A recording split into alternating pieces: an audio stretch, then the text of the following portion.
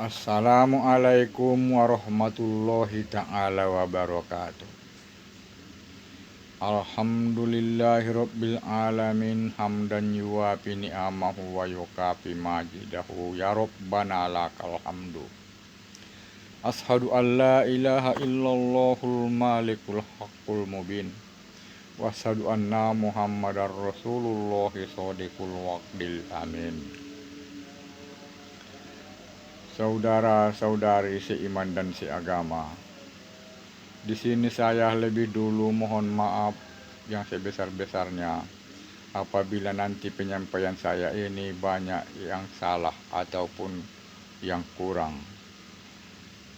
Saya lebih dulu mohon maaf yang sebesar-besarnya. Di sini saya ingin menyampaikan sedikit tentang penjelasan rukun iman dan rukun Islam. Rukun iman yang pertama sudah jelas kita ketahui, beriman kepada Allah Subhanahu wa ta'ala. Dalam terjemahannya percaya kepada Allah Subhanahu wa ta'ala.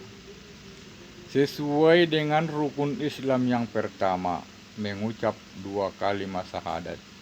Ashadu an la ilaha illallah wa ashadu anna muhammadar rasulullah. Tidak ada Tuhan selain Allah. Dan Muhammad itu adalah utusan Allah ataupun kepercayaan Allah. Lalu bagaimanakah kita membuktikan bahwasanya kita itu adalah orang yang beriman kepada Allah? Menurut pandangan mata kepala saya pada zaman sekarang ini sudah banyak orang yang hanya mengaku beriman kepada Allah, tapi namun perbuatannya jauh daripada beriman kepada Allah.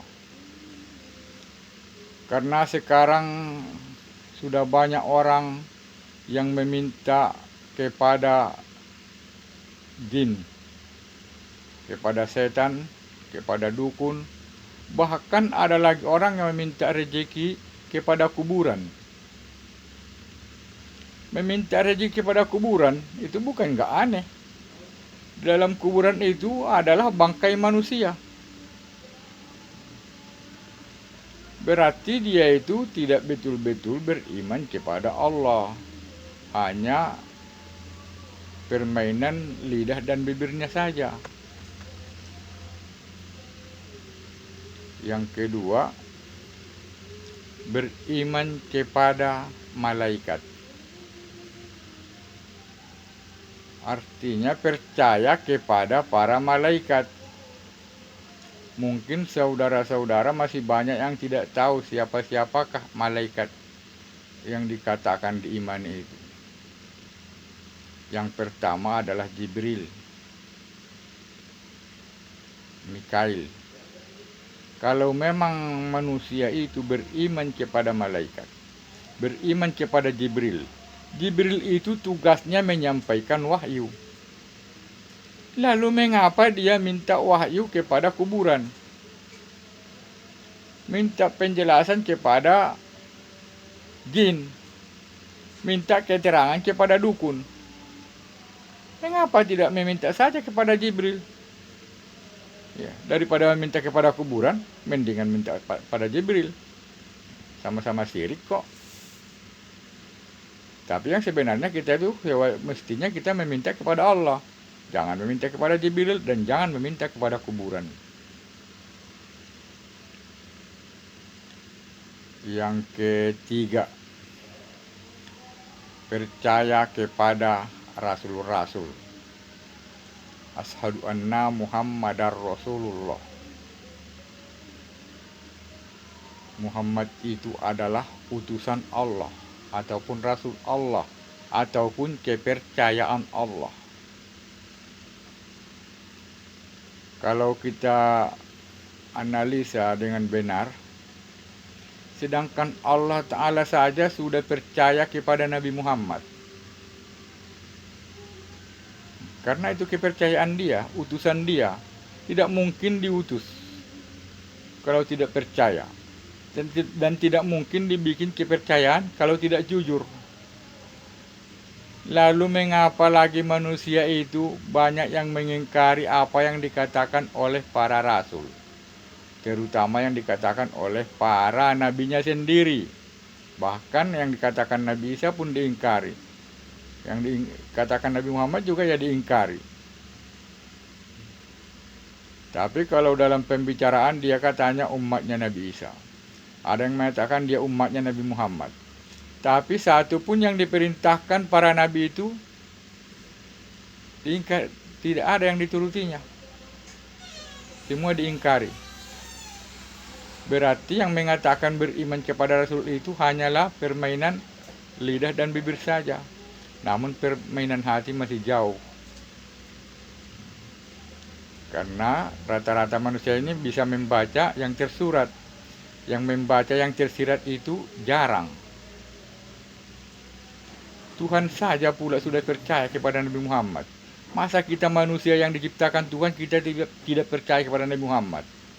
Kan udah luar biasa kalinya itu. Mengapa begitu? Karena ilmu tidak ada. Terus yang keempat, percaya kepada kitab-kitab Allah.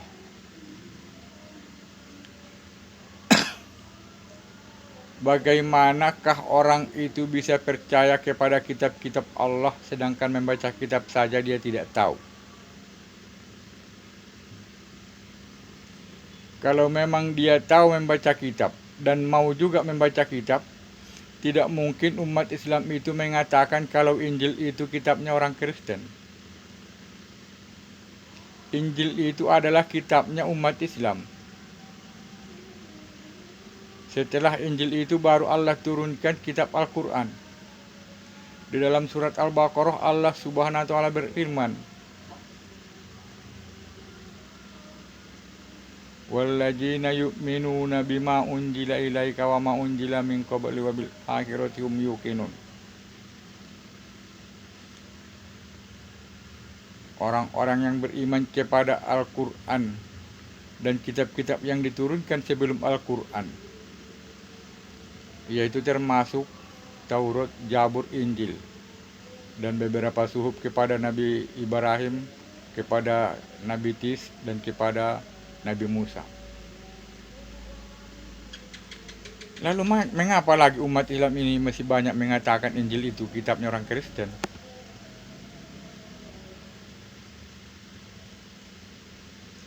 Dan kalau dia percaya kepada kitab-kitab ataupun rasul-rasulnya, mengapa dia tidak mau menuntut ilmu agama?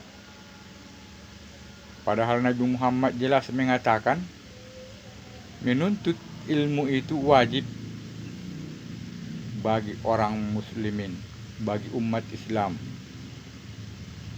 Tolabul ilmi faridotun ala kullil muslimin.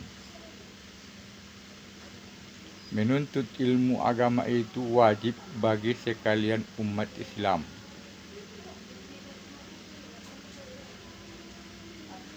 Jadi kalau dia itu tidak mau menuntut ilmu agama Islam, berarti dia itu tidak benar-benar percaya kepada Rasul, tidak benar-benar percaya kepada kitab-kitab. Makanya dia katakan Injil itu kitabnya orang Kristen.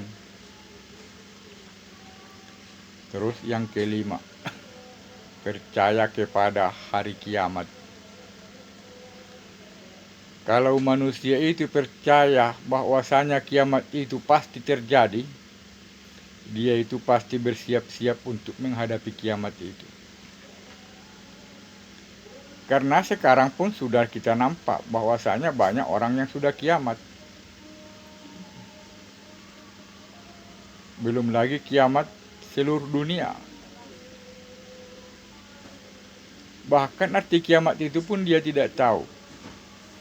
Bahwasanya kiamat itu adalah hari pembalasan, hari berbangkitnya orang-orang dari kubur, hari dihisapnya amal-amal perbuatan, hari diterimanya balasan-balasan perbuatan yang baik ataupun yang buruk.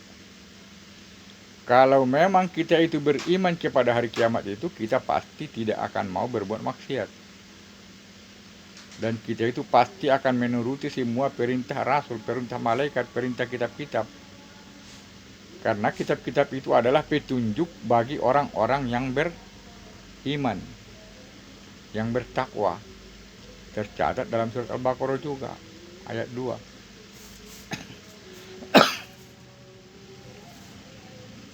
Yang keenam, percaya kepada takdir. Banyak manusia ini tidak percaya kepada takdir. Dia mengaku umat Islam, tapi dia itu tidak percaya kepada takdir. Katanya kalau kita itu tidak berusaha, kita tidak makan katanya. Dia tidak tahu bahwasanya berusaha itu pun takdir juga. Ada orang ditakdirkan memang wajib bisa berusaha. Ada juga orang yang ditakdirkan tidak bisa berusaha. Maksudnya tidak bisa mencari nafkah. Ada orang yang nggak punya tangan, ada orang nggak punya penglihatan, ada orang nggak punya kaki. Tapi itu semua takdir Tuhan.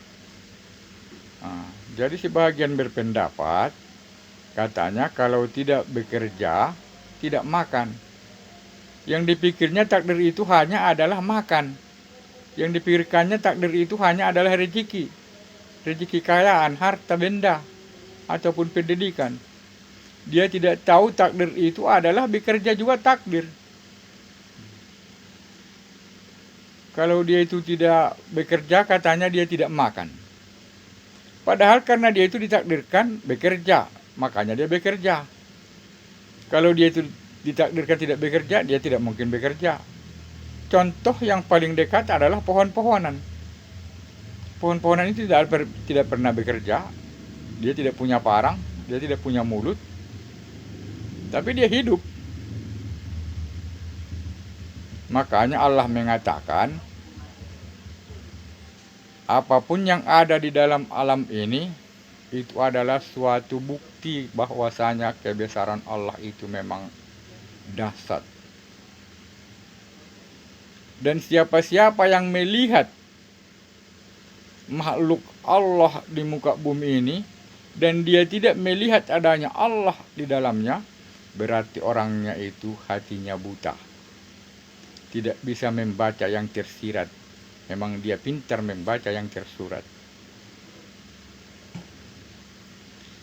Nah, kira-kira demikianlah dulu penyampaian saya tentang rukun iman ini. Apabila ada yang salah ataupun yang kurang, saya mohon maaf yang sebesar-besarnya. Wabillahi taufiq wal hidayah. Assalamualaikum warahmatullahi ta'ala wabarakatuh.